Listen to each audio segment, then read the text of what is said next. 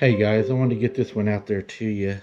Uh, I wasn't planning on releasing one today, or I guess late tonight, but it's another abduction one, so I thought we'd go ahead and put it out there. He says, I grew up on a ranch near the Wind River Mountains in Wyoming. We heated a house with a wood stove, so every year after the crops were in, before we had to start irrigating, we would spend about 2 weeks in the mountains getting wood.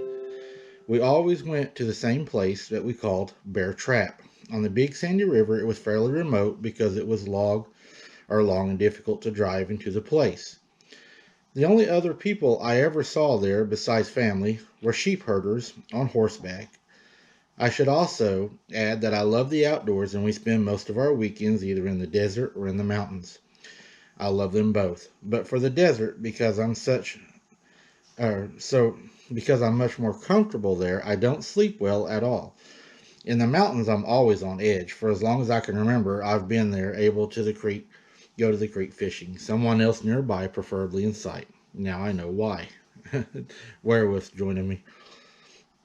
I think I was about 5 years old. My brother was 12.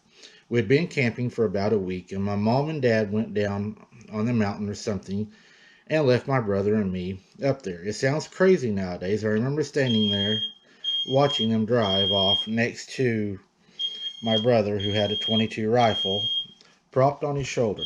Sorry, guys, it's the battery's going low. I apologize for that. Uh, 22 rifle propped on his shoulder. After they left, I went to play at my favorite spot by the creek, which is out of sight from camp, which was probably 200 yards away. I don't know what my brother was doing. This is what I remember.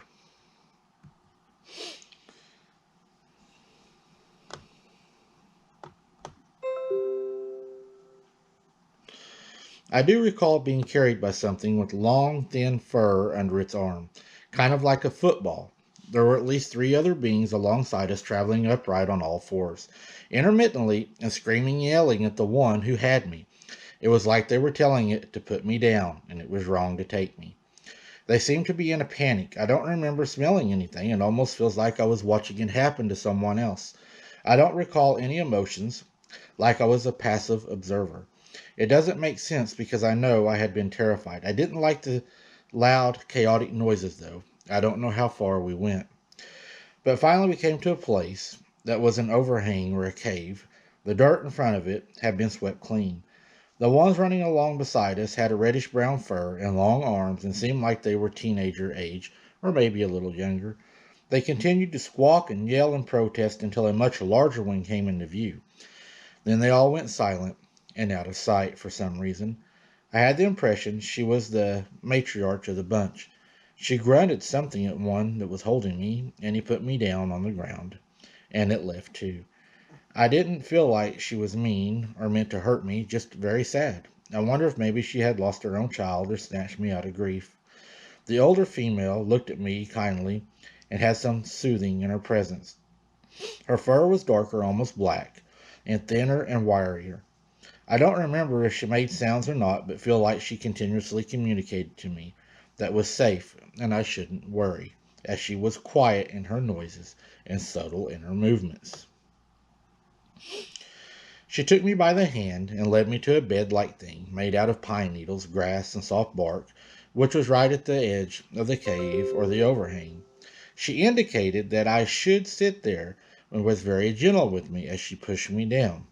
She disappeared for a short time and came back with some water with plants in it and had me drink it, then gently laid me on the mat. The next thing I remember was waking up, first smelling a damp, mossy dirt smell, and then feeling the grass tickling my nose.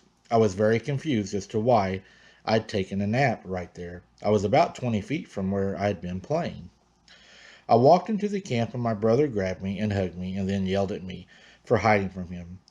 In retrospect, he was frantic. After I told my brother my side of the story, he told me that he had been looking for me for hours and that he had checked the area where I had been playing for several times. He said he told Grandpa and Dad, and they were all aware, and the whole family had been looking for me. They couldn't find me anywhere. And all of a sudden, here I am, laying in a spot they had searched many, many times. And now there I lay. I couldn't never understand how they could have searched the area over and over and over and never found me, but he had brought me back. It makes me think of the 411 cases, guys, how they search the areas over and over and over and don't find the bodies, and then when they come back, there is the body. And I've often wondered, do they bring them back to stop the search?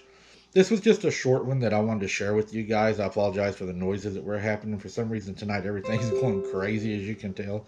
But I don't know why it's like doesn't want this story out or something. I don't know. It's weird, but I wanted to share this short story with you guys. I hope you enjoyed it, but it's another abduction story I thought was important. Until next time, keep your head on a swivel and don't be something's dinner. And be real careful when you're out there because, like you said, they grab you and run like a football. And the next thing you know, you're gone and there's a bunch of them looking at you.